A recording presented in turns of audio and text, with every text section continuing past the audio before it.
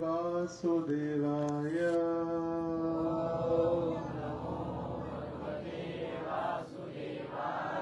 ॐ नमो भगवते वासुदेवाय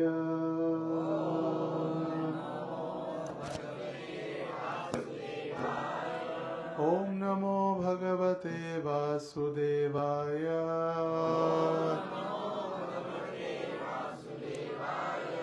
नारायणं नमस्कृत्यं नरं चैव नरोत्तमं देवीं सरस्वतीं व्यासं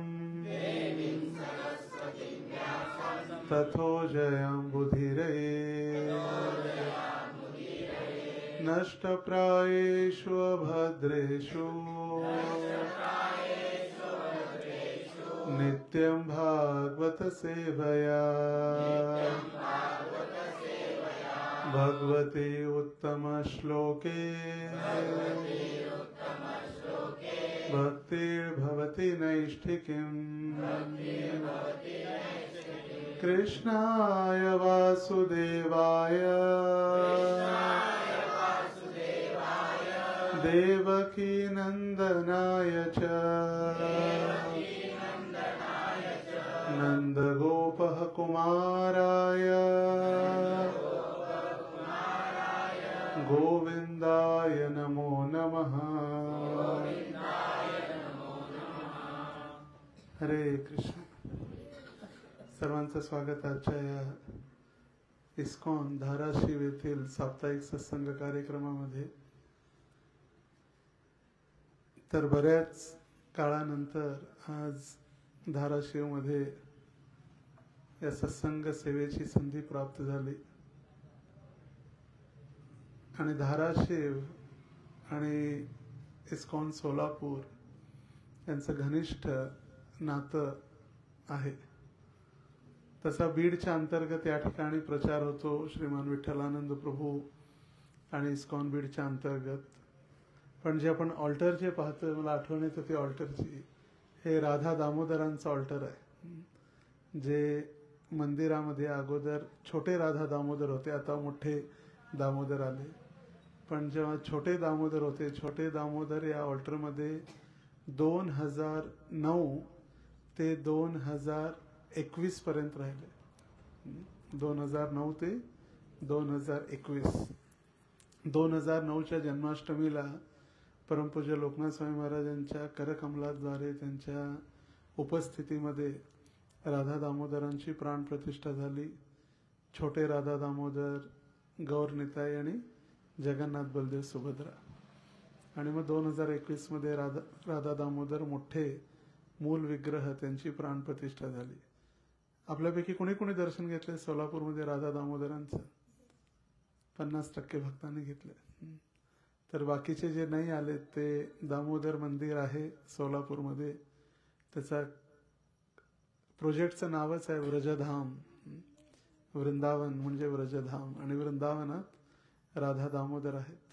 तर आपण जेव्हाही सोलापूरला याल, रेल्वे स्टेशन किंवा यात्रेसाठी जाता येता, दक्षिण भारत यात्रा असो किंवा वृंदावन यात्रा असो, तर आपण दर्शन घेऊ शकता। तसं प्रभूजी म्हणाले, दामोदर आणि दामोदरांचा महिना किंवा दामोदर मास आत्ताच संपला, 1 आठवडा झाला। आणि या दामोदर महिन्यामध्ये संपूर्ण विश्व, फक्त भारतच नाही, महाराष्ट्र नाही, तर संपूर्ण जगभरानं राधा दामोदरांची आराधना केली, दामोदर भगवंतांची आराधना केली। तर त्या दामोदर महिन्यामध्ये विशेष भरपूर अशा लीला झाल्या। राधाकुंडचा आविर्भाव झाला, गोवर्धन पूजा झाली, कित्येक भगवंतांनी लीला त्या दामोदर महिन्यामध्ये किंवा कार्तिक महिन्यामध्ये झाल्या।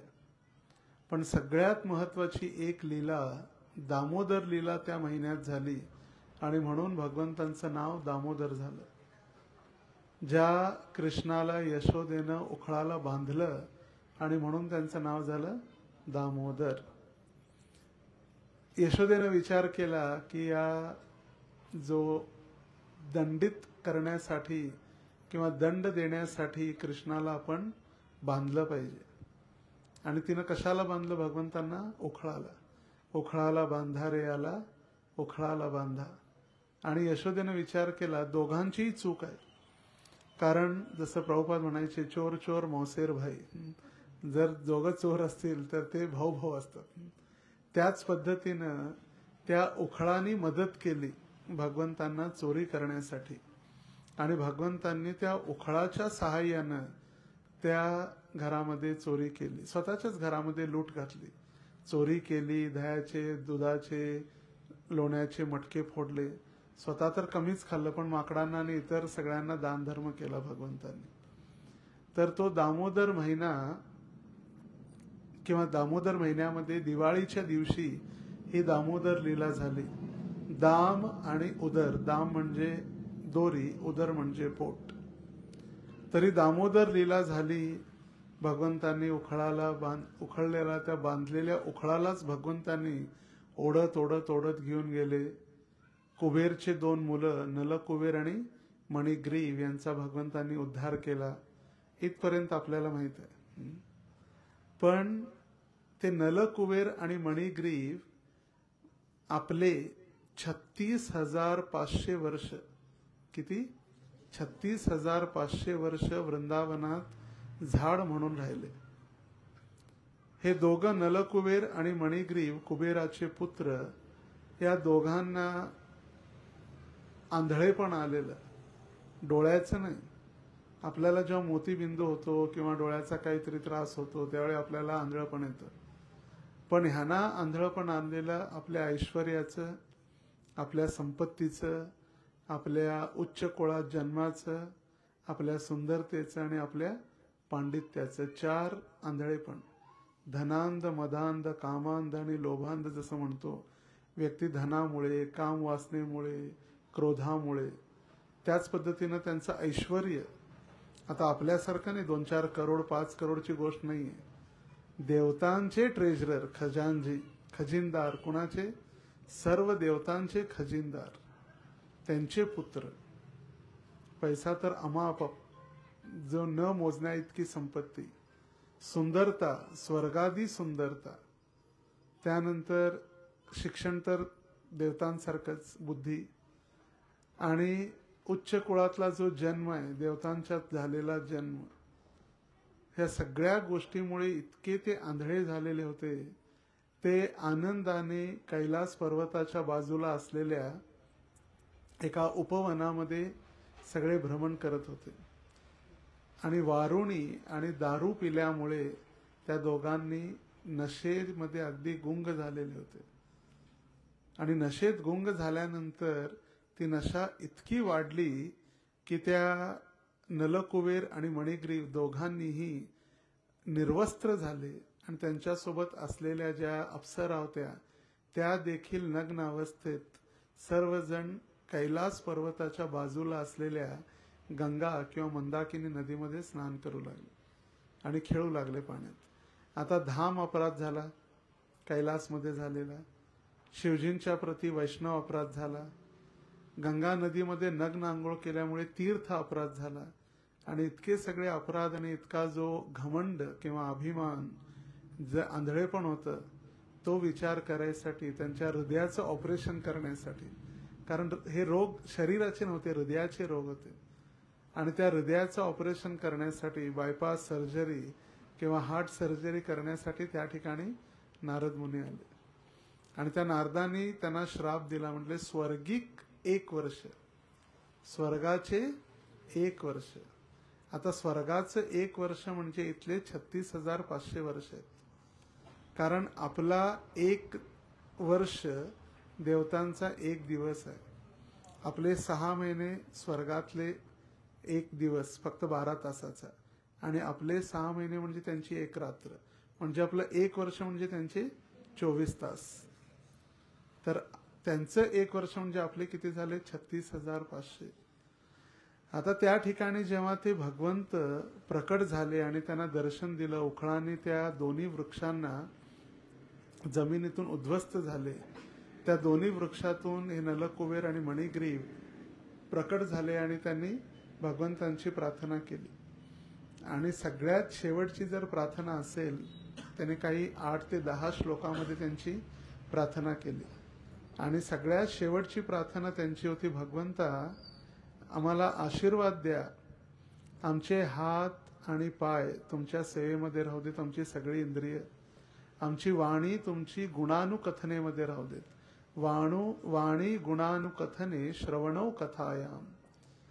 आणि काय करू देत, आमची वाणी सदैव तुमच्या गुणांचं अनुवादन करू देत. आमची सर्व इंद्रिया तुमच्या सेवेमध्ये राहू देत. मन तुमच्या चरणामध्ये राहू दे. आणि सगळ्यात महत्वाचं, आमचे डोळे सदैव भगवंतांच्या भक्तांचं दर्शन घेऊ देत. त्यांनी भगवंतांना हे नाही म्हटलं की तुमचं दर्शन होऊ देत, तुमच्या भक्तांचं दर्शन आम्हाला होऊ दे, कारण तुमचे भक्त आणि तुम्ही अभिन्न आहात. तुमचे भक्त आणि तुम्ही अभिन्न आहात. आणि त्यावेळी ते भगवंतांना म्हणाले, भगवंता तुमची तर आम्ही दास तर आहोतच, पण विशेष करून नारद मुनींचे आम्ही दास आहोत. कारण नारद मुनींनी कृपा करून आम्हाला श्राप दिला आणि त्या श्रापामुळे तुमचं आम्हाला दर्शन झालं. तर त्याच पद्धतीनं जेव्हा व्यक्ती भक्तीमध्ये येतो किंवा भक्ती करू लागतो भगवंतांची, भगवंतांच्या सानिध्यात येतो, भगवंतांच्या भक्तांच्या मार्फत, आपण इतके शुद्ध नाही आहे की डायरेक्ट आपण भगवंतांकडे जातो. आणि भगवंतांकडे जाण्याचा मार्गच आहे की भगवंतांच्या भक्तांच्या सानिध्यामध्ये. ज्यावेळी व्यक्ती भगवंतांच्या भक्तांच्या सानिध्यात येतो, तो भगवंतांकडे जाण्याचा मार्ग मोकळा होतो किंवा त्याला मार्ग सापडतो. मार्ग मोकळा होतो म्हणण्यापेक्षा मार्ग सापडतो भगवंतांच्या भक्तांद्वारे. आपल्याला भक्तच सांगतात मंदिरात आल्यानंतर कसा प्रणाम करावा, जप कसा करावा, तिलक कसा लावावा, प्रसाद मध्ये काय खावं काय खाऊ नये, कोण सांगते? सगळे भक्तच सांगतात. श्रील प्रभुपादजी सुद्धा राधा वृंदावनामध्ये राधा दामोदर मंदिरात होते. त्यांनी संन्यास घेतला, घर सोडून आलेले होते, आनंदाने होते. पण प्रत्येक वेळी त्यांना आठवायचं की माझ्या गुरु महाराजांनी आदेश दिलेला आहे, मला पाश्चिमात्य देशात जाऊन प्रचार करायचा आहे. तर प्रभुपादांनी 12 वर्षामध्ये 14 वेळा पृथ्वीची प्रदक्षिणा केली. किती वेळा? 14 वेळा. हे तर 70 वर्षापेक्षा अधिक किंवा 70 वर्षाचे कोण आहेत? 70 वर्षाचे 1 2 दोघच आहेत. त्यांना विचारा, 70 वर्षाच्या अवधीमध्ये आपल्याला वाटते की आपण प्रभुपादांनी त्याग केला असेल, मोठा त्याग आहे. पण परमपूज्य भक्तिचारू महाराज म्हणतात, ज्यांचं वय 70 झालेलं आहे ते सांगू शकतात की किती मोठा त्याग आहे. आपण जे तरुण आहे किंवा ज्यांची आयु 70 झालेली नाही आहे ते आपण सांगू शकत नाही. कारण 70व्या आयु झाल्यानंतर, 70 वर्ष झाल्यानंतर बसणं, उठणं, चालणं, फिरणं हे किती कठीण होतंय त्या शरीरासाठी त्यांनाच माहित आहे. त्यामुळे महाराज विचारत होते ब्रह्मचार्यांना, तुम्ही समजू शकता का प्रभुपादांचा किती त्याग आहे? सगळे म्हटले हो गुरु महाराज समजू शकतो. महाराज म्हटले तुम्ही कोणी समजू शकत नाही अजून. जेव्हा 70 वर्षाचे तुम्ही व्हाल तेव्हा तुम्हाला कळेल की किती मोठा त्याग प्रभुपादांनी केला. 2 हार्ट अटॅक आलेले. आम्ही गेल्या वर्षी काही भक्तांना घेऊन आम्ही अलिबागला गेलो होतो. अलिबाग हे मुंबईच्या जवळच आहे, समुद्रातून जावं लागतं. कारण किती 20-25 मिनिटं किंवा अर्धा तास बोटीचा प्रवास आहे. त्या अर्धा तासात किंवा 40 मिनिटांमध्ये आमच्या मंदिरच्या भक्तांना सगळ्यांना चक्कर येऊ लागली, डोकं दुखू लागलं त्या समुद्रामध्ये. कारण का वर खाली समुद्राच्या लाटा. फक्त अर्ध्या तासात ते 40 मिनिटात सगळ्यांना चक्कर येऊ लागली, उलटी येऊ लागली, मळमळू लागलं, त्रास होऊ लागला. प्रभुपाद 35 दिवस त्या बोटीत होते. 35 दिवस. आणि त्याच्यामध्ये कधी प्रभुपादांना वाटलं आता तर मी जाणारच आहे, संपलं माझं जीवन. म्हणून प्रभुपादांनी कविता लिहिली, मार्कीने भागवत धर्म, तुम्हाला जसं मला नाचवायचं आहे तसं नाचवा. मला वेद माहित नाही, मला भक्ती माहित नाही. भक्ती नाही, वेद नाही, नामे खूप दारो. नाम तर भक्ती वेदांत दिलेलं आहे. आणि जर तुमच्या इच्छेने जर काय होणार असेल तरच, माझ्यात तर काही शक्ती नाही. गुरु महाराजांनी आदेश दिला, मी निघालेलो आहे.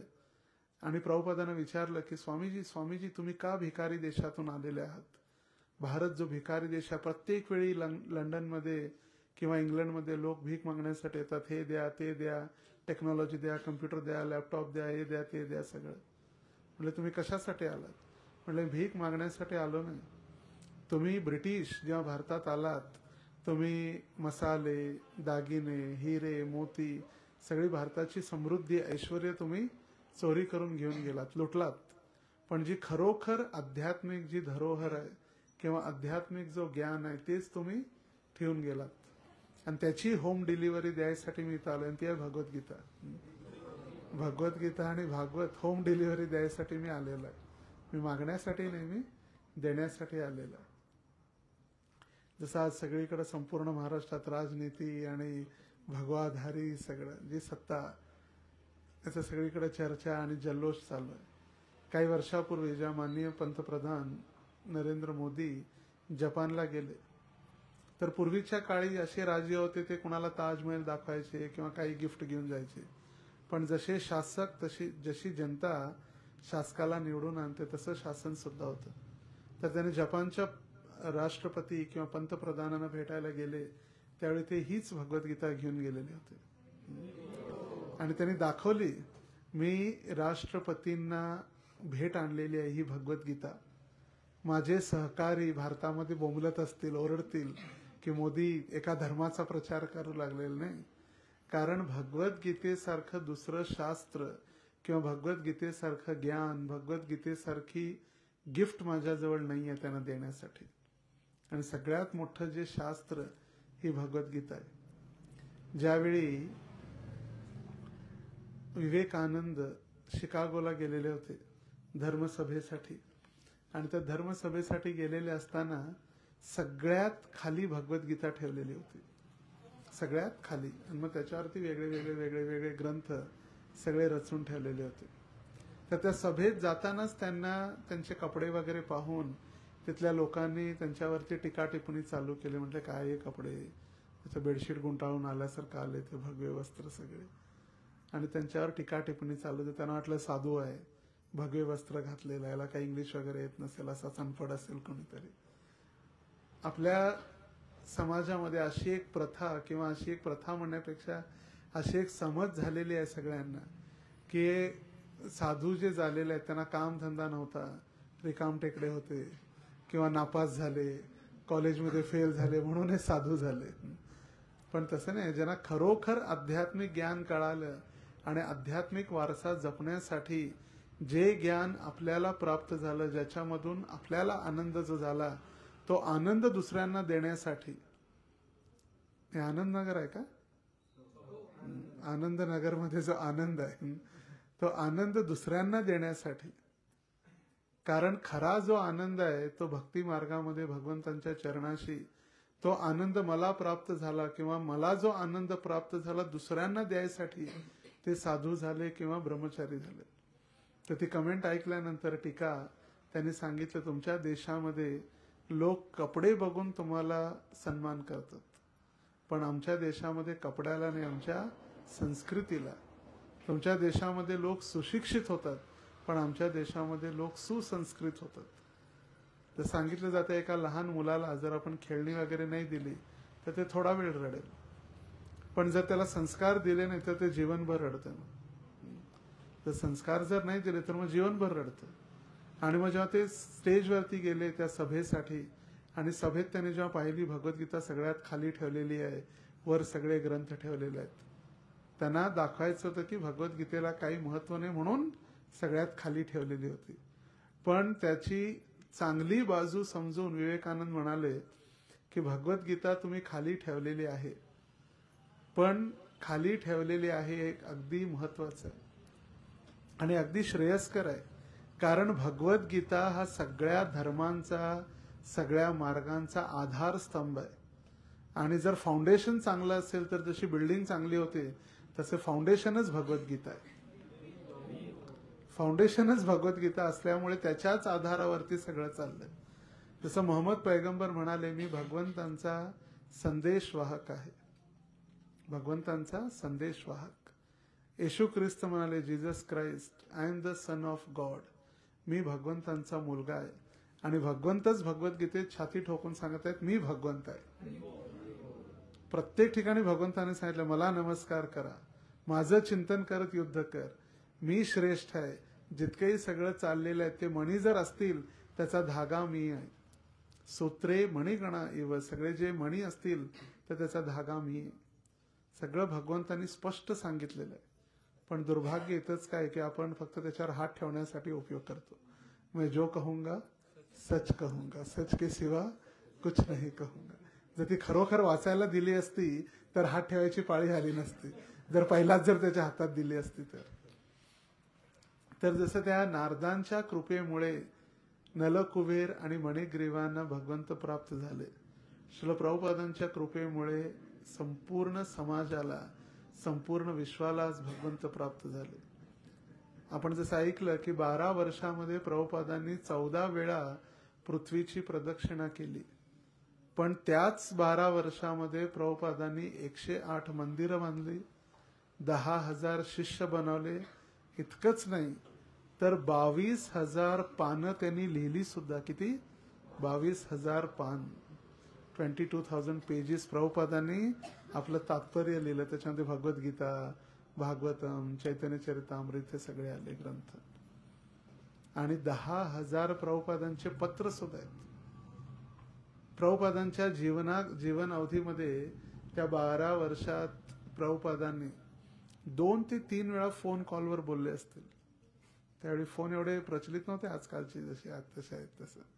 2 ते 3 वेळा मॅक्सिमम प्रभुपाद फोनवर बोलले असतील. पण 10,000 पत्र प्रभुपादांचे. म्हणजे किती एका 12 वर्षाच्या कालावधीत एक 70 वर्षाचा माणूस असंभव आहे, आपण विचार सुद्धा करू शकत नाही.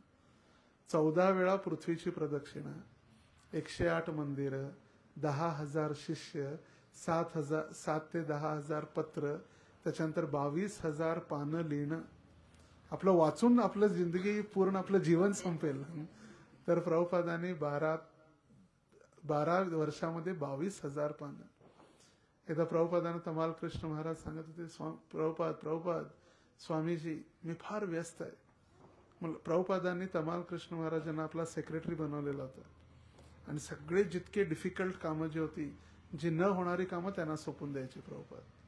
मग ती मायापूरची जागा असो किंवा एकदा प्रभुपादांनी म्हटले, प्रभुपाद तमाल कृष्ण गो टू चायनाला जा आणि प्रचार कर.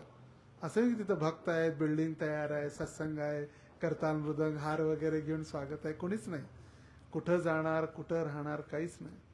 आणि तिथल्या कॉन्स्टिट्यूशन संविधान चायनाच्या संविधानमध्ये लिहिलेलं आहे की चायना हा नास्तिक देश आहे. चायना हा नास्तिक देश आहे. आणि जर तिथं कळालं की कुठल्या धर्माचा वगैरे प्रचार, सीधा गोळी घालतील. तर अशा ठिकाणी जाऊन त्यांनी प्रचार केला. तर ते जेव्हा प्रभुपादांनी आदेश दिला की तू जा आणि चायनामध्ये प्रचार कर, तर तमाल कृष्ण महाराज 3 दिवस रूमच्या बाहेरच नाही निघाले. ते चिंतन करत म्हणले कसं करू, काय करू. तर प्रभुपादांच्या कृपेमुळे संपूर्ण जगाला, जसं नारदांच्या कृपेमुळे नलकुबेर आणि मणिग्रीवला भगवंत भेटले, तशी श्रील प्रभुपादांच्या कृपेमुळे संपूर्ण जगाला ही भगवद्गीता आणि भगवद्गीतेचं ज्ञान. तर आपलं सौभाग्य आहे की आपण अशा पुण्यवान संतांच्या भूमीमध्ये आहोत. अशा ठिकाणी आहोत की आपण घरोघरी जाऊन भगवद्गीतेचं आध्यात्मिक ज्ञान देऊ शकतो. युगांडा, केनिया अशा ठिकाणी जर हातात बघितली भगवद्गीता किंवा तिलक जरी बघितलं तरी गोळी घालतात लोक. जाऊ शकत नाही आपण बाहेर. विदेशामध्ये सुद्धा मला आठवतं जेव्हा मी पहिल्यांदा अमेरिकेला गेलो, अमेरिकेला जाताना डायरेक्ट फ्लाईट नव्हती. पहिले इथून अबुधाबी, जे मिडल ईस्ट कंट्रीमध्ये, दुबईच्या बाजूला, दुबई, अबुधाबी, शारजा हे सगळे छोटे छोटे देश आहेत. UAE, युनायटेड अरब एमिरेट्स मधले, अरेबियन कंट्रीज. तर त्यांना वाटलं ह्याच्यात सुद्धा काहीतरी असेल, ह्या माळेमध्ये सुद्धा काहीतरी लपवलेलं असेल. तर त्यांनी ती माळ सुद्धा काढून चेक करायला लावली. कारण माळेमध्ये कधी कधी नरसिंह कवच वगैरे असतं, त्यांना वाटतं त्याच्यात काय ठेवलंय की काय. एका भक्तांनी आपल्या बॅगमध्ये आपलं सर्फ एक्सेलचं पाकिट ठेवलेलं होतं, कपडे धुवायची. ब्रह्मचाऱ्यांची सगळ्यात मोठी चिंता कपडे धुणं आणि वाळवणं. कारण का दररोजच्या प्रवासामध्ये ते कपडे धुणार कधी आणि वाळवणार कधी. तर ते अमेरिकेला जाताना ते कपडे धुवायची पावडर सुद्धा ठेवलेली होती. तर तिथं त्यांना वाटलं की त्याच्यामध्ये काय ड्रग्स वगैरे आहेत का, आणि जशी भारतीय पद्धत कुठल्याही बॅगला कुलूप वगैरे लावून आपण घेऊन जातो, तर ते कुलूप तोडून त्याच्यातली ती पावडरचं पाकिट कट करून त्यांनी चेक केलेलं होती ती टेस्ट. आणि अमेरिकेत पोहोचल्यानंतर म्हटलं सगळीकडे बॅगेत पावडरच पावडर. म्हटलं उघडली कशी पावडर, ते म्हणजे नवीन आणलेली. मग त्याच्यात एक कागद सापडला, त्याच्यावरती लिहिलं होतं US बॉर्डर सिक्युरिटी फोर्स. अमेरिकेची जिथं बॉर्डर चालू होते तर ते दुबई अबुधाबीमध्येच त्यांनी चेकिंग केलेल्या होत्या सगळ्या बॅगा. म्हणजे तिथं आल्यानंतर कष्ट आणि आम्हाला त्रास नको तुमचा, बॉर्डरवरतीच. तर अशा ठिकाणी सुद्धा प्रभुपादांनी प्रचार केला. आता रशियामध्ये कुणीही जाऊन प्रचार करून किंवा सत्संग कार्यक्रम नाही उघडला. रशियामध्ये ज्या बोट भारतातून किंवा वेगवेगळ्या देशातून रशियाला जाणाऱ्या ज्या बोट असायच्या, मालवाहू जहाज, त्याच्यामध्ये ग्रंथांचे भगवद्गीतेचे बॉक्स वगैरे असेच टाकायचे भक्त लपून. आणि ते गेली तिथं रशियाला पोचली बोट, तर बोटीतलं सामान सगळं काढून ते ठेवायचे. मग काही महिने कस्टम्समध्ये, काही महिने तिथंच बोटमध्ये किंवा त्या नौकेच्या शेजारी बंदरगामध्ये समुद्र किनाऱ्यावर पडलेले असायचे. मग कोणी सापडलं, वाचले, मासे भक्त झाले. आणि आज प्रभुपादांच्या कृपेनं जिथं कुणीही भगवद्गीता वितरण करायसाठी नाही गेलं, अशा ठिकाणी सगळ्यात वाढणारा जो धर्म आहे तो हरे कृष्ण धर्म आहे. The fastest growing religion in Russia तो आहे हरे कृष्ण. आपण जितकी आता आपण वृंदावन किंवा कधी मायापूर यात्रेला वगैरे जाल, सगळ्यात जास्त जे विदेशी पाश्चिमात्य भक्त आहेत ते रशियन आहेत. रशियन भक्तांची एवढी संख्या वाढत चाललेली आहे. जिथं कुणीही जाऊन प्रचार केला नाही किंवा ग्रंथ वितरण केलं नाही. असेच नंतर चालू झालं, पण सुरुवातीच्या काळात जसं भगवंतांनी आपल्याला धान्य, जसं भगवंतांची इच्छा जर असेल तर भगवंत प्रत्येकाला वैकुंठात घेऊन जाऊ शकतात. घेऊन जाऊ शकतात की नाही, काय कठीण आहे त्यांच्यासाठी? काहीच नाही. सगळेजण विचारतात भगवंतांची इच्छा असली तर सगळेजण जातील की? भगवंतांची इच्छा आहे, पण आपण स्वतंत्रता मागितलेली आहे, आपल्याला इथं राहायचं. मग भक्तांसाठी काय कार्य? जसं भक्तांसाठी भगवंतांनी थोडीफार सेवा किंवा श्रेय भक्तांना देण्यासाठी, जसं महाभारत युद्धामध्ये देखील जे भगवंतांनी सांगितलं यांना मारणं सोपं नाही. कौरवांना आणि सगळ्या त्या जनतेला, असुर प्रवृत्तीच्या लोकांना मारणं भगवंतांसाठी सोपंच होतं. काही वर्षापूर्वी, आजपासून बरोबर 5 वर्षापूर्वी, 2019, कोविड-19 आठवते की विसरले? एक छोट्याशा विषाणूनं सगळ्यांना घरात बसवलेलं होतं. सगळेजण घरी होते, बाहेर कुणी जायचं नाही रस्त्यावरती. आणि प्राणी सगळे आश्चर्यचकित झाले, हे सगळे फिरणारे कुठे गेले? मग प्राणी जंगलातून बाहेरून बघू लागले. जसं तिरुपती प्रसिद्ध आहे दर्शनासाठी, तिरुपतीमध्ये इतकी लाखो भक्तांची गर्दी असते, तर त्या तिरुपतीच्या जंगल जे आहे, वरती पर्वत जेव्हा चढतो आपण तिरुमला, तिथं कधी प्राणी क्वचित दिसतात, पण तिथले सगळे प्राणी रस्त्यावर आले. ते आश्चर्यचकित झाले, कुठे गेली जनसमुदाय?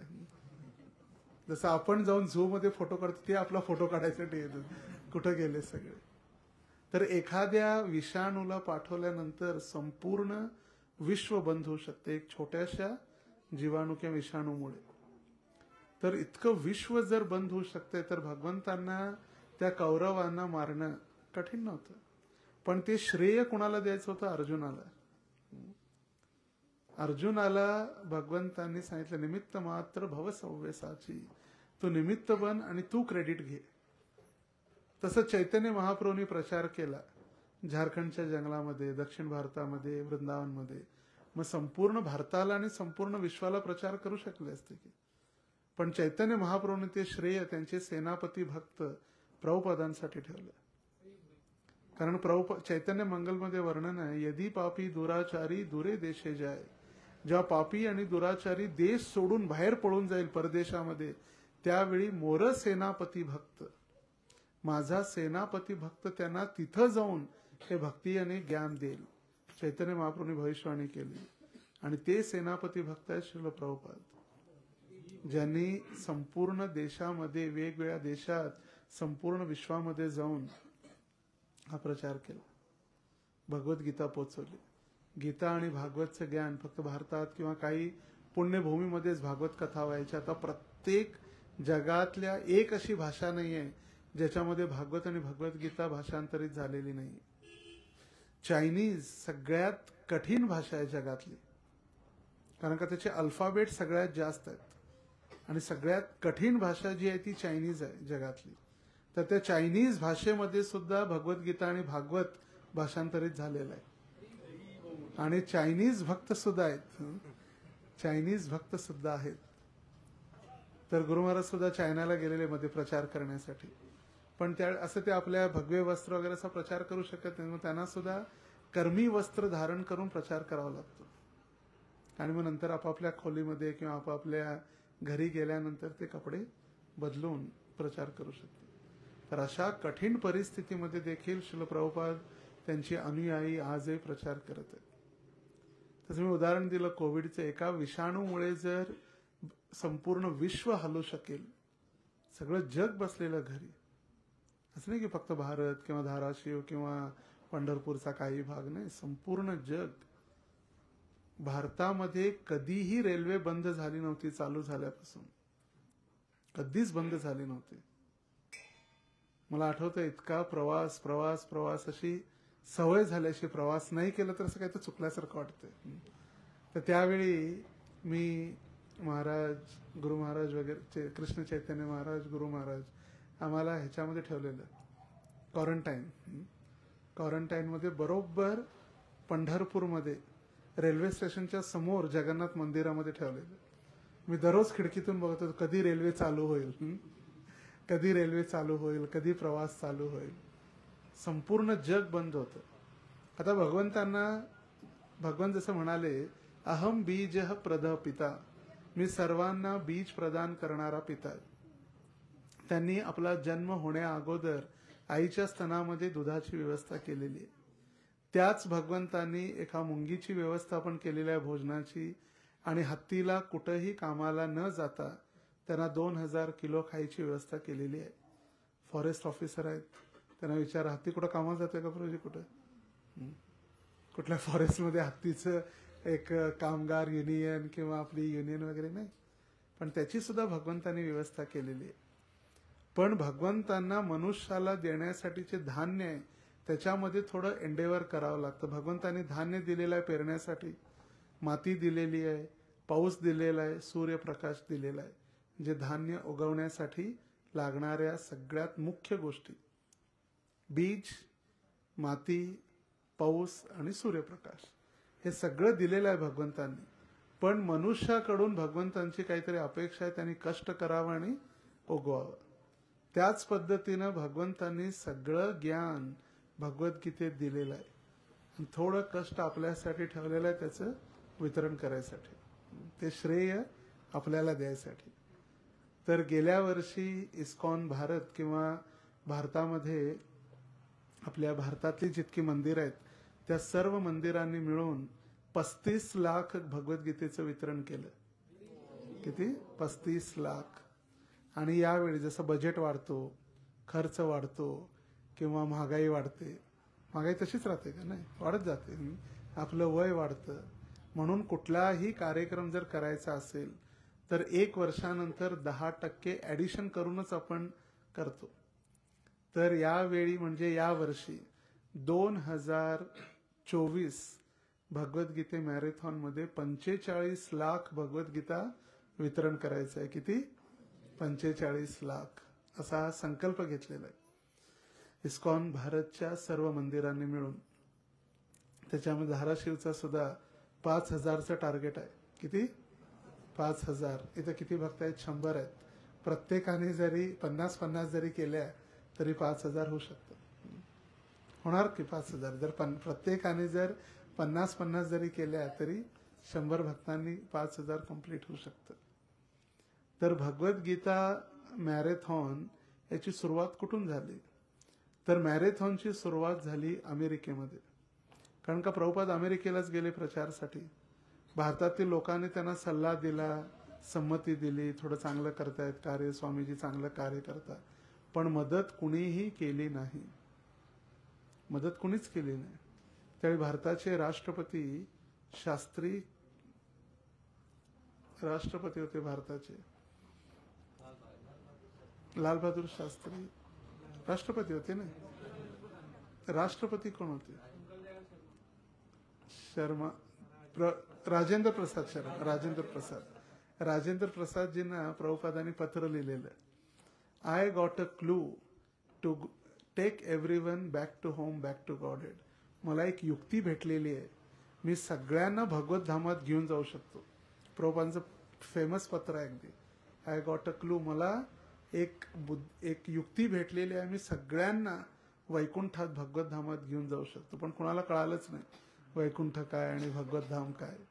प्रभुपाद पंडित जवाहरलाल नेहरूंना भेटले, गांधीजींना भेटले, मदर तेरेसाला भेटले, सगळ्यांना भेटले, पण प्रभुपादांना कुणीच मदत केली नाही. सरतेशेवटी प्रभुपादांना कळालं की माझ्या गुरु महाराजांनी मला का सांगितलं, तो अमेरिकेत जाऊन प्रचार कर. आणि त्यावेळी 1960 ते 70च्या काळात मायेची राजधानी म्हणजे न्यूयॉर्क होती.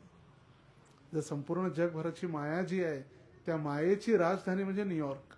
कारण तिथं जे होईल त्याचे प्रतिसाद किंवा पडसाद संपूर्ण जगभरात पडायचे. तिथली फॅशन, तिथली गाणी, तिथलं हॉलिवूड सगळं तिथूनच चालायचं. आणि प्रभुपाद तिथं न्यूयॉर्कला गेले आणि तिथून प्रभुपादांनी इंग्लिश भाषेमध्ये प्रचार, भगवद्गीता सगळं चालू केलं. प्रभुपादांना भारतात यायची इच्छा पण नव्हती. प्रभुपादांनी ठरवलेलं मी भारतात येणार नाही. तिथे इतका चांगला प्रतिसाद, प्रचार, प्रसार, वेगवेगळी मंदिरं.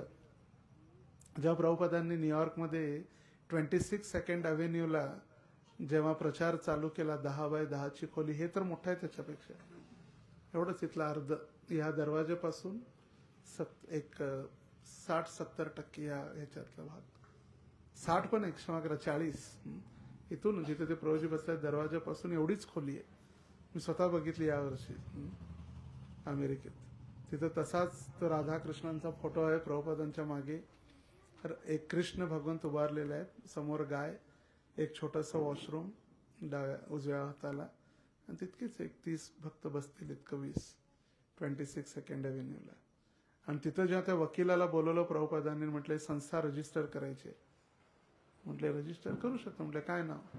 म्हटले international society for Krishna consciousness, आंतरराष्ट्रीय कृष्ण भावनामृत संघ. तो बघू लागला, स्वामीजींकडे कुणीच नाही, तर एवढीची खोली आहे, 4 सगळे नशापान केलेले पडलेले आहेत मुलं, आणि काय. तर त्यावेळी स्वामीजी म्हटले, मी ही जी संस्था स्थापन केलेली आहे, या संस्थेचे 10,000 शिष्य आहेत माझे, आणि 108 मंदिर आहेत संपूर्ण जगभरात. तो घाबरला. म्हटले कुठं आहेत?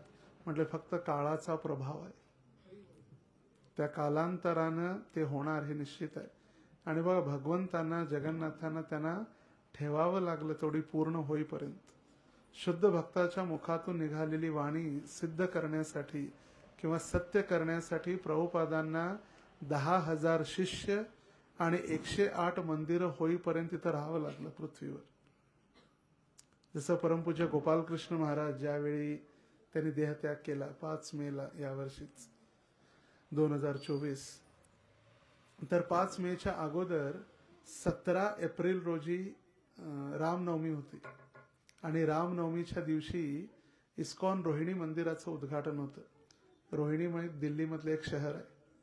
रोहिणी, गाझियाबाद, फरीदाबाद, नोएडा, संतनगर, ईस्ट ऑफ कैलाश, पंजाबी विभाग, अशी वेगळी वेगळी शहरांची नाव आहेत दिल्लीमधले. तर त्या रोहिणीमध्ये जेव्हा महाराजांनी उद्घाटन केलं आणि अभिषेक झाला, प्राणप्रतिष्ठा झाली, आणि अभिषेकानंतर महाराजांनी प्रवचन देतेवेळी सांगितलं की प्रभुपादांनी मला आदेश दिलेला होता की दिल्लीमध्ये पहिला 1 मंदिर पाहिजे. प्रभुपादांनी इच्छा व्यक्त केली, आपण दिल्लीमध्ये 1 मंदिर बनवू. मग प्रभुपादांनी कालांतर म्हटले 3 मंदिरं पाहिजेत, नंतर म्हटले 8 मंदिरं पाहिजे, आणि नंतर प्रभुपाद म्हटले 18 मंदिरं पाहिजे. आणि आज हे आम्ही 18वं मंदिर उद्घाटन करून प्रभुपादांची इच्छा आम्ही पूर्ण केलेली आहे. महाराजांनी सांगितलं, त्याशी संकेत दिलेला महाराजांनी की माझं पूर्ण आता जीवन, जो आदेश दिलेला कंप्लीट झालेला. आणि असे छोटे छोटे नाही, सगळे मोठमोठे मंदिर, जसं पुण्याचे NVCC मंदिर आहे तसे सगळे, पुण्याचं असो, मग ते खारघरचं असो, जिथे आता मोदीजी आलेले काही दिवसापूर्वी, आपण पाहिला असेल तो व्हिडिओ, सगळीकडे व्हायरल झाला. मोदीजी आले मंदिरामध्ये, भक्तांचा झांज घेतला, जंब्या कीर्तन करत होते. तर ते मंदिर आहे किंवा दिल्लीचे आहेत, कुठंही असे जितका प्रचार प्रसार प्रभुपादांच्या शिष्यांनी केला ते तर असंभवच आहे आपल्यासाठी, विचार सुद्धा आपण करू शकत नाही. तर एकदा गोपालकृष्ण महाराज 1-2 भक्तांनी प्रसाद घेत होते वेगळं कुकिंग करून. महाराजांनी विचारलं, म्हटलं काय झालं वेगळा प्रसाद घेताय? म्हटलं मी आजारी आहे. म्हटले मग प्रसाद घेताय? म्हटले हो आजारी आहे म्हणून वेगळं कुकिंग करून प्रसाद घेतोय. म्हटले सेवा काय करता येतं? म्हटले सेवा काही नाही, आजारी आहे. महाराज म्हटले जर मी सेवा जर करू शकलो नाही तर मी जिवंत राहू शकणार नाही, आणि प्रसाद घ्यायचा अधिकार नाही मला, मी जर सेवा नाही केली तर राहू शकत नाही. अशा भक्तांनी पुढाकार घेऊन सगळीकडे प्रचार केलेला आहे. तर आपल्याला काय करायचं? आपल्याला फक्त जाऊन हे जे बद्ध जीव आहेत त्यांना भगवद्गीता द्यायची. जसं पूर्वीच्या काळी वैदिक सभ्यतेमध्ये गुरुकुल असायचे आणि गुरुकुलमध्ये कठोर तपस्या असायची. आजकालचे गुरुकुल फक्त नावासाठीच गुरुकुल आहेत. ते 2-2:30 वाजता उठवलं जायचं, थंड पाण्याने आंघोळ, दिवसभर वेगवेगळ्या तपस्या, जसं भगवंतांनी सुद्धा आचरण केलं गुरुकुलमध्ये. सांदीपनी मुनींच्या, त्यांच्या गुरुंनी सांगितलं जा लाकडं घेऊन या. जंगलात गेले, रातोरात रस्ता विसरले, जंगलात अडकले, मग सकाळी आले, त्यांना गुरुंनी आशीर्वाद दिला की तुमचं श्रेय किंवा तुमचं जे शरणागती आहे ती शरणागती वगैरे पाहून. तर भगवंतांनी सुद्धा गुरुच्या आश्रमामध्ये सेवा केली. तर वयाच्या 25व्या वर्षापर्यंत कठोर तपस्या, इंद्रिय नियंत्रण झाल्यानंतर मग तो गृहस्थ झाल्यानंतर आदर्श राजा, आदर्श गृहस्थ व्हायचे. तर त्या गुरुकुलमध्ये विद्यार्थ्यांना, ब्रह्मचार्यांना भिक्षा मागायसाठी पाठवलं जायचं. जेव्हा तुम्ही काय करा, गुरूंसाठी भिक्षा घेऊन या. मग गुरु काय करायचे, ती भिक्षा आणलेली, मग त्याच्यामध्ये काय काय असायचं, एक तर धान्य किंवा लक्ष्मी असायची, त्याचा उपयोग यज्ञ कार्यासाठी. जसं भगवंतांनी लाकडं आणायसाठी पाठवलं भगवंतांना सांदीपनी मुनींनी, कशासाठी? यज्ञासाठी, ज्याला समिधा आपण म्हणतो. तर तो यज्ञ असायचा. ती लाकडं आणल्यानंतर, समिधा आणल्यानंतर, आंबा, फणस, औदुंबर, पिंपळ या झाडांच्या लाकडांना समिधा म्हटलं जातं. लाकूड म्हणत नाही. जेव्हा यज्ञासाठी जेव्हा ते आपण लाकूड आणतो त्या समिधा होतं. तर त्या समिधा आणण्यासाठी सांगितलं, भगवंतांनी आणलंय. आणि सांदीपनी मुनी त्यांची पत्नी कशासाठी उपयोग करायचे त्याचा? यज्ञासाठी. आणि हा जो ब्रह्मचार्यांना पाठवून भिक्षा किंवा लाकडं आणायला सांगितली तो यज्ञ होता द्वापर युगातला, कलियुगातला. आणि आत्ता हा जो आहे हा संकीर्तन यज्ञ. आपले गुरु श्रील प्रभुपाद सांगतात जा आणि भिक्षा मागून आणा. मग भिक्षा मागितल्यानंतर धन जे येतं त्या धनापासून आपण काय खरेदी करतो? लाकडापासून तयार झालेलं पेपर. ते पण लाकूड आणायचे आणि त्याचा उपयोग कशासाठी व्हायचा? यज्ञासाठी. आपण धन मागून आणतो, त्याचा उपयोग कशासाठी होतो? लाकडापासून तयार झालेला कागद, पेपर. तर तो पेपर पासून तयार झालेली किंवा प्रिंट झालेली ही भगवद्गीता आपण वितरित करतो. याला म्हटलेलं आहे संकीर्तन यज्ञ. तर गौरांग प्रभूंना एका व्यक्तीनं प्रश्न विचारला लोकल ट्रेनमध्ये, हो स्वामीजी 200 रुपये गीता, भगवद्गीता तर फ्री वाटली, भगवंतांनी अर्जुनाला गीता फ्री मध्ये दिली, तुम्ही 200 रुपयाला का विकताय? म्हटलं भगवद्गीता फ्रीच आहे, पण कुरुक्षेत्रहून मुंबईला आणलेले ट्रान्सपोर्ट चार्जेस 200 रुपये आहेत. भगवंतांनी कुठं सांगितली गीता? कुरुक्षेत्रामध्ये. मग ट्रान्सपोर्टेशन चार्जेस काय? 200 रुपये. भगवद्गीता फ्रीच आहे. आणि तशी भगवद्गीता आपण कधीही त्याचं मोजमाप किंवा त्याचं मूल्य करू शकत नाही. पण जे प्रिंटिंगचं आहे ते प्रिंटिंगचं तर देणं आवश्यक आहे. आणि सगळ्यांना वाटतं प्रोजी अगोदर 70 रुपयाला भेटायची, 90 रुपयाला भेटायची, आता 200 रुपये कसं काय? कारण हे युक्रेन आणि रशियाचं जेव्हा युद्ध झालं, आपला कागद जो आहे भगवद्गीतेचा, दिल्लीमध्ये गीता प्रिंट होतात आणि कागद सगळा तिकडूनच येतो. तर तिथल्या युद्धामुळे ते वाढलेले रेट आहेत, त्यामुळे भगवद्गीतेचे रेट वाढले. आणि लोकांच्या समाजामध्ये असं आहे, जेव्हा मंदिरासाठी किंवा देवी देवतांसाठी किंवा धर्मासाठी किंवा दान धर्मासाठी म्हटलं की लगेच लोकांना वाटतं अरे किती महाग आहे.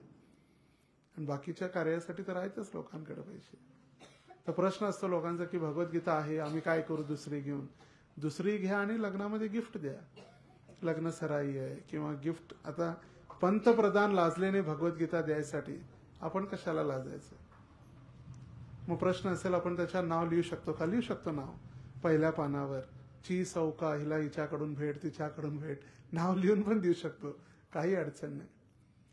नाही आम्ही भगवद्गीता वितरण करू शकत नाही, फ्री पण देऊ शकत नाही, मग काय करू? मंदिरात द्या लक्ष्मी.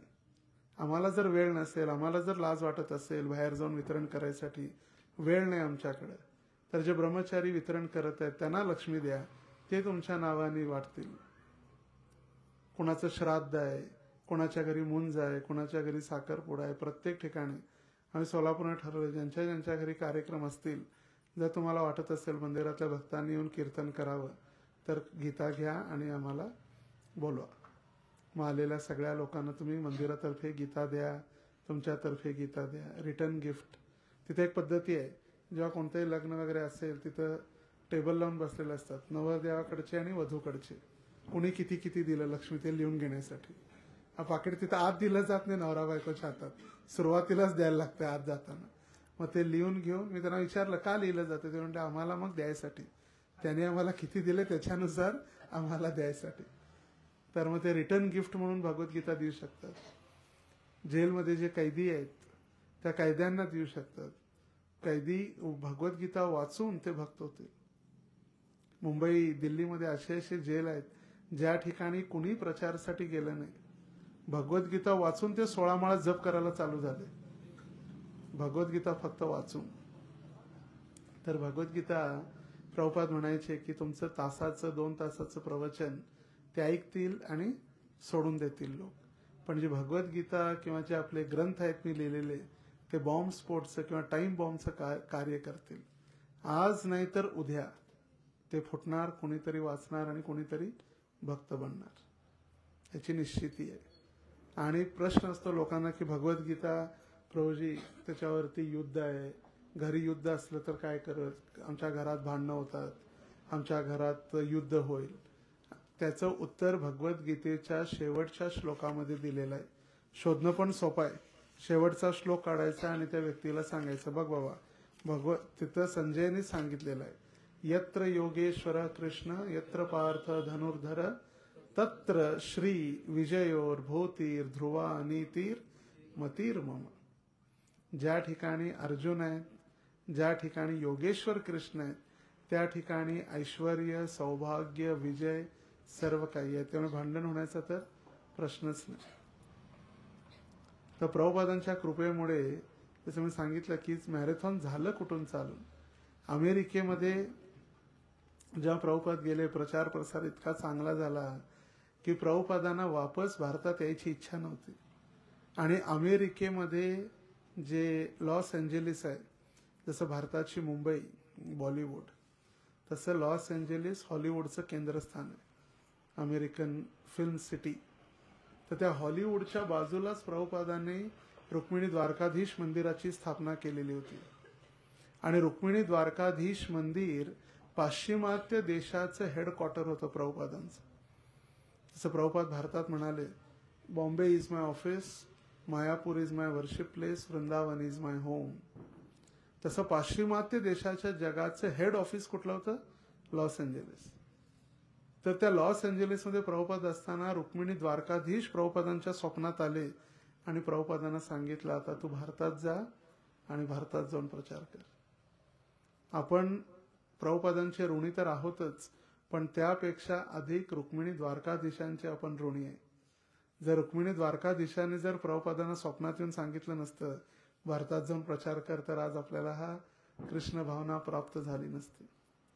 1971 साली प्रभुपादांनी एका विमानामध्ये सगळ्या आपल्या गोऱ्या शिष्यांना भरून आणलं. 71 साली पूर्ण विमान अमेरिकेतनं मुंबईला लँड झालं पूर्ण शिष्यांनी भरून. आणि प्रभुपाद अभिमानाने सांगायचे, I have brought my white elephants, माझे पांढरे हत्ती आणलेले आहेत ते सगळे असे बलाढ्य. जसं प्रभुपादांना मुंबईच्या त्या कार्यक्रमामध्ये एका व्यक्तीने चॅलेंज केलं, म्हटले स्वामीजी तुम्ही आलाय प्रचारासाठी, भगवद्गीता भागवत विषयी बोलताय, सगळं चांगलं आहे. भारतात कुणी प्रचार करू शकते, अमेरिकेत पण केला तुम्ही, चांगला आहे. जा म्हणजे मिडल ईस्टमध्ये जा, पाकिस्तानमध्ये जा, तिथं जा प्रचार करायला, चायनामध्ये जा, तर तुम्हाला मी श्रेष्ठ समजू. आणि प्रभुपादाने तिचे आव्हान किंवा जे चॅलेंज स्वीकारलं. प्रभुपाद आले संध्याकाळी, म्हटले कोण जाणार पाकिस्तानला? गर्गमुनी ब्रह्मानंद तुम्ही जाऊन म्हटले पाकिस्तानला प्रचारासाठी, कारण का चॅलेंज दिलंय त्यांनी मला. आणि आज कराचीमध्ये, पाकिस्तानमध्ये, हैदराबादमध्ये, इथला हैदराबाद नाही, पाकिस्तानमधला हैदराबाद, कराची, लाहोर, तिथं भक्त आहेत, तिथं रथयात्रा होतं. पाकिस्तानचे भक्त दीक्षा घेऊ लागले, येऊन वृंदावनात आता दीक्षा झाली पाकिस्तानच्या भक्तांची. झूमवरती पण असतात जप करायसाठी. महाराज झूमवरती त्यांना प्रवचन देतात तिथल्या भक्तांसाठी, हैदराबाद, कराची. तर त्या रुक्मिणी द्वारकाधीशांनी प्रभुपादांना पाठवलं इथं. तरी मॅरेथॉनची सुरुवात झाली डिसेंबर महिन्यात, क्रिसमसच्या काळामध्ये. नोव्हेंबर एंड जो आहे आता, जो चालू आहे नोव्हेंबर एंड, आज किती 22 तारीख, 22, आता 23. तर आजच्या या शनिवारपासून पुढच्या रविवारपर्यंत नोव्हेंबरचा हा शेवटचा आठवडा जो आहे, त्याला म्हटलं जातं थँक्स गिव्हिंग. थँक्स गिव्हिंग म्हणजे या आठवड्यामध्ये लोक अमेरिकेत कुणी कामधंदे करत नाहीत, सुट्ट्या सगळ्यांना, आणि ते सगळ्यांना धन्यवाद देतात. देवी देवतांना, मित्रांना, कुटुंबातील सदस्यांना, आपल्या मैत्रिणींना, आपल्या बॉसला, आपल्या कलिग्सला, सगळ्यांना थँक्स गिव्हिंग. थँक्स गिव्हिंग म्हणजे सगळ्यांना धन्यवाद द्यायचा, वर्षभराचा धन्यवाद, गिफ्ट वगैरे. मग हे झालं. मग हे झाल्यानंतर आपल्यासारखे अमेरिकेमध्ये, विदेशात 100 सण नाही आहेत. त्यांचे 2च महत्वाचे सण, क्रिसमस आणि गुड फ्रायडे. क्रिसमस म्हणजे येशू ख्रिस्ताचा जन्म, आणि गुड फ्रायडे म्हणजे येशू ख्रिस्त जेव्हा त्यांना समाधी दिली त्यावेळेचा तो उत्सव आहे, गुड फ्रायडे. असं सांगितलं, त्या दिवशी येशू ख्रिस्त पुन्हा त्यांच्या समाधी अवस्थेमधून बाहेर आले आपल्या शिष्यांना सांत्वना देण्यासाठी. तर त्या 24-25 3 दिवसाचं मॅरेथॉन चालू झालेलं, पहिला भगवद्गीता मॅरेथॉन 23, 24, 25 डिसेंबर. कारण त्या काळामध्ये सगळेजण, जसं आपल्याकडे दिवाळीला नवीन कपडे, नवीन खरेदी, सोनं, घर पेंटिंग, खरेदी सगळी चालते, तसं तिथं क्रिसमसला होतं. आणि रात्रभर लोक मॉलमध्ये असतात, रात्रभर. आपल्याकडे तर मॉल आत्ता आले, तिथं तर 1970 पासून मॉल आहेत. हे मॉल, सुपर बाजार, हे सगळे आत्ता आपल्याकडे आले, तिथं 70 पासून. तर तिथं रात्रभर भक्त लोक, तिथले लोक खरेदीसाठी फिरायचे. आणि मग तिथं जाऊन भक्तांनी पहिल्यांदा जाऊ देवाच्या गावा मॅगझिन चालू केली. रामेश्वर प्रभू जे होते, प्रभू शिष्य, त्यांनी एका दिवसामध्ये 1600 जाऊ देवाच्या गाव वितरण केलं. आणि तिथून मग तेव्हा, कारण का भगवद्गीता नव्हती, जेव्हा भगवद्गीता प्रिंट झाली मग भगवद्गीता मॅरेथॉन चालू झालं. तर तेव्हापासून डिसेंबर महिना भगवद्गीता मॅरेथॉन. आणि आपल्यासाठी का मॅरेथॉन महत्वाचं आहे?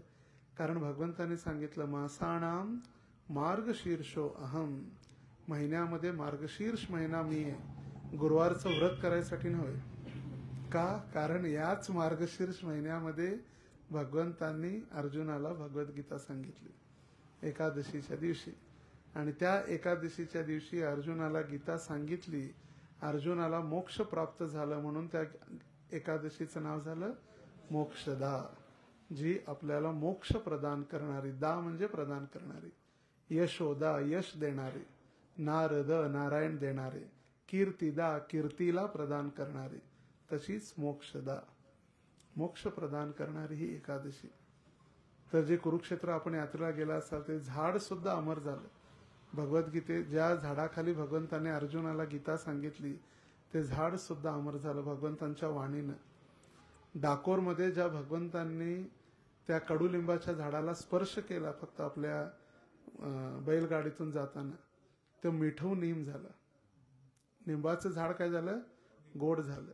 त्याच्या फांद्या आजही गोड आहेत, तिथला कडुलिंबाचा पाला. तर मग आपण का भगवंतांच्या सानिध्यात आल्यावर शुद्ध होणार नाही? तर हे आपल्याला गुरु दक्षिणा किंवा भिक्षा मागणं हे नम्रतेचं लक्षण आहे. आपला जर भीक मागायची नाही, त्यांना फक्त द्यायचं गीता, कमीत कमी त्यांना सांगायचं हातात तरी धरा. कमीत कमी हातात धरल्यानंतर काहीतरी त्यांची शुद्धी होईल, काहीतरी आतून प्रेरणा भेटेल. तर हातात देणं, त्यांना भगवद्गीता हातात द्या, त्यांना विनंती करा आणि भगवद्गीता घ्या. आणि हीच आपल्याला गुरूंच्या चरणी, श्रील प्रभुपादांच्या चरणी आपण त्यांच्या सेवेची परतफेड करू शकतो. प्रभुपादांनी विचारलं, स्वामीजी तुम्ही आम्हाला जितकं ज्ञान दिलं किंवा भक्ती दिली त्याची परतफेड आम्ही कशी करू?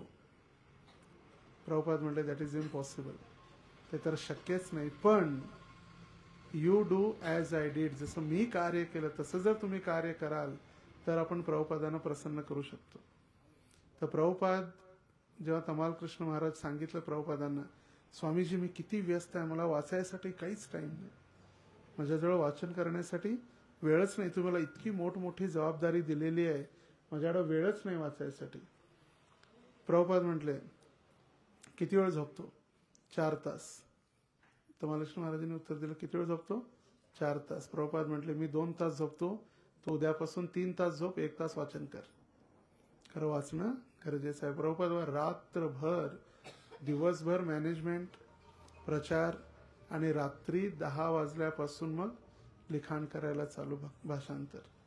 म्हणून तर 12 वर्षात 22,000 पानं प्रभुपादांनी भाषांतर केलं किंवा आपलं अनुवाद लिहिला, तात्पर्य लिहिलं, भक्तिवेदांत पर्पट्स, जे येणाऱ्या 10,000 वर्षापर्यंत लॉ बुक्स आहेत, कायद्याची पुस्तकं. त्यामुळे प्रभुपादांचं हे ऋण आणि भगवंतांची कृपा प्राप्त करण्यात, भगवंतांनी स्वतः भगवद्गीतेत सांगितलं, जो हे ज्ञान, हे गीतेचं ज्ञान किंवा आध्यात्मिक ज्ञान दुसऱ्याला जो देतो, वाटतो, तोच सगळ्यात माझा प्रिय भक्त आहे. त्यामुळे जर आपल्याला प्रिय व्हायचं असेल तर मी 2-3 वेगवेगळे सांगितलं, आपण एकतर स्वतः जाऊन बुक डिस्ट्रीब्युशन करू, बस स्टँड आहे किंवा जे आता नेते मंडळी हिंदू जो भगवा धारी जे सगळीकडे झालेला आहे त्यांना आपण सांगू शकतो, घ्या भगवद्गीता, तुम्ही वितरण करा, त्यांना गिफ्ट देऊ शकतो.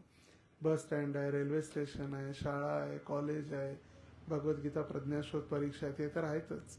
पण आपल्याला जर वेळ नसेल, आपल्याकडे जर लक्ष्मी असेल, लक्ष्मी आपण देऊन, जी गीता 200 रुपयाची आहे त्याच्यामध्ये 10 रुपये डिस्काउंट, 20 रुपये डिस्काउंट द्यायला आपण स्पॉन्सर करू शकतो, तुलादान करू शकतो.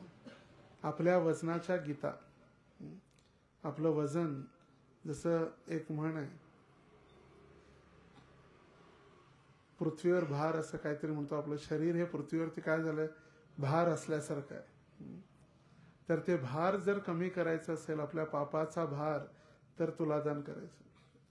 तुलादान, आपल्या वजनाच्या गीता स्पॉन्सर करून फ्री वितरण, निशुल्क वितरणासाठी आपण देऊ शकतो. ज्यांच्याजवळ प्राणेर अर्थैर धिया वाचा श्रेयम आचरणम सदा, ज्याच्याजवळ धन आहे तो धनाने, ज्याच्याजवळ वेळ आहे, प्राण ज्यांनी दिलेला आहे त्यांनी प्राणाने, कोणी बुद्धीनं आणि कोणी आपल्या वाणीनं. तर प्रत्येकाने भगवद्गीता वितरण करणं आवश्यक आहे, प्रत्येकाने. कारण का भगवद्गीतेमध्ये, भागवतामध्ये इतकी शक्ती आहे की एक श्लोक नाही, अर्धा नाही, पाव 25% श्लोक जरी वाचला तरी त्याचा उद्धार होऊ शकतो. इतकी शक्ती आहे शास्त्रामध्ये. लाखो वर्षापासून हे चालत आलेलं ज्ञान, इमम विवस्वते योगम प्रोक्तवानम अव्ययम, भगवंताने सूर्यदेवापासून जी परंपरा चालत आली आणि जी मध्ये खंडित झाली, म्हणून भगवंतांना अर्जुनाला ज्ञान पुन्हा सांगावं लागलं. तर याच गीतेमुळे, हाच आपला हा आधारस्तंभ आहे, आधार आहे आपल्या धर्माचा, आपल्या सनातन धर्माचा. आणि जर आपण धर्माचं जर रक्षण केलं तर धर्म आपलं निश्चित रक्षण करू शकतो. धर्मो रक्षती रक्षितः. आपण जर धर्माचं रक्षण केलं तर. काही दिवसापूर्वी मी एक आर्टिकल वाचत होतो. त्या आर्टिकलमध्ये काय म्हणतात आर्टिकलला, लेख मध्ये त्या एका हिंदू मुलीनं आपला अनुभव लिहिलेला होता. एक प्रसंग, घडलेला प्रसंग. एक हिंदू मुलगी, तिचा प्रियकर, मुस्लिम समाजातील प्रियकर तिला भेटला, तिचा विवाह झाला आणि विवाह झाल्यानंतर काही काळानंतर तिचे वडील त्या मुलीला भेटले आणि त्या मुलीला विचारलं वडिलांनी, म्हटले काय आम्ही तुला कमी केलं, तुला मोठं केलं, तुला शाळेत घातलं, तुला शिकवलं, तुला कॉलेजमध्ये घातलं, एवढं तुझ्या पायावर उभं केलं आणि तू आम्हाला असा धोका देऊन का पळून गेले आणि असं धर्मांतरण करून लग्न केलं. म्हटले मुलीने सांगितलेले किती शब्द महत्वाचे आहेत बघा.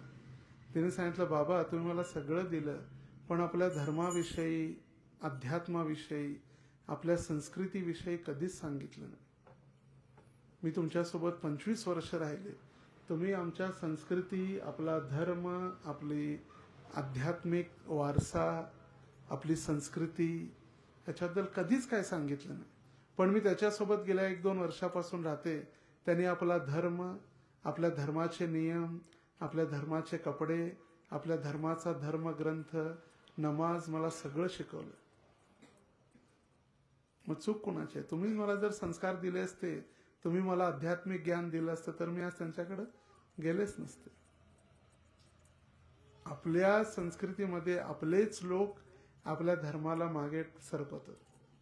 साधू संतांना बघितल्यानंतर त्याच स्त्रिया सांगतात, बघ बाबा आले, उचलून घेऊन जातील.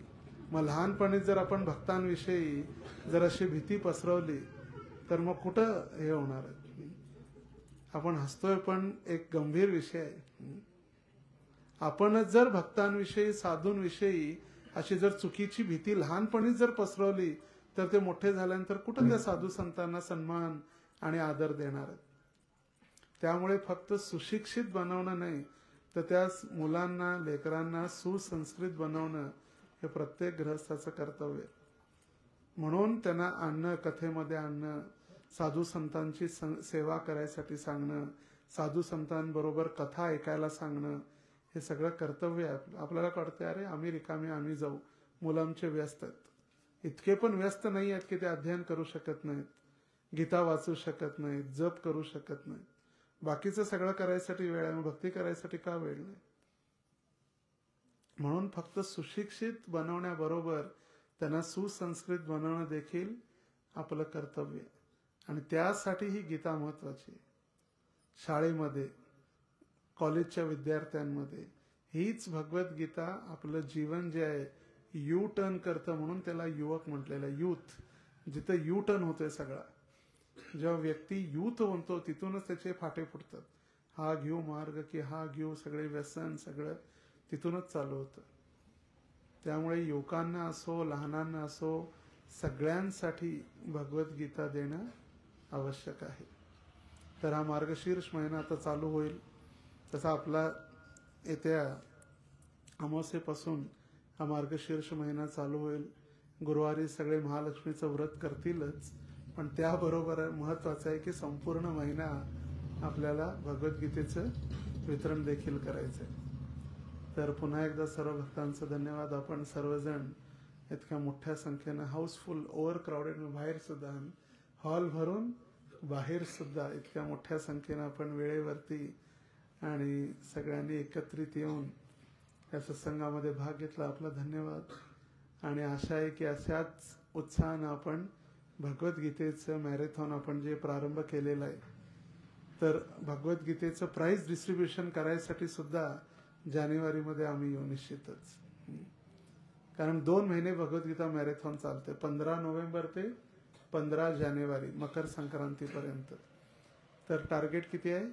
5,000 भगवद्गीतेचं वितरण आपल्याला श्री नरहरिपुरांच्या मार्गदर्शनाने करायचं आहे. संपूर्ण जिल्हा, धाराशिव पूर्ण जिल्हा आपल्या जवळ आहे. तर जिल्ह्यात कुठेही कधीही तुम्हाला कुणाची परवानगी घ्यावी लागणार नाही. आपण आता तर हिंदू राष्ट्र बनत चाललंय, त्यामुळे आणखी आपण, मी आजच एका भक्तांना सांगतो, आता आपण जे भगवे वस्त्र घातलेले आहे ते पुन्हा अभिमानाने आपण रस्त्यावर येऊ शकतो आणि अभिमानानं आपण नगर कीर्तन, भगवद्गीता वितरण करू शकतो. तर पुन्हा एकदा सर्वांचं धन्यवाद. हरे कृष्णा कृष्णा कृष्णा हरे हरे, हरे राम राम राम हरे हरे. श्रील प्रभुपाद की जय. श्रीमद् भगवद गीता की जय.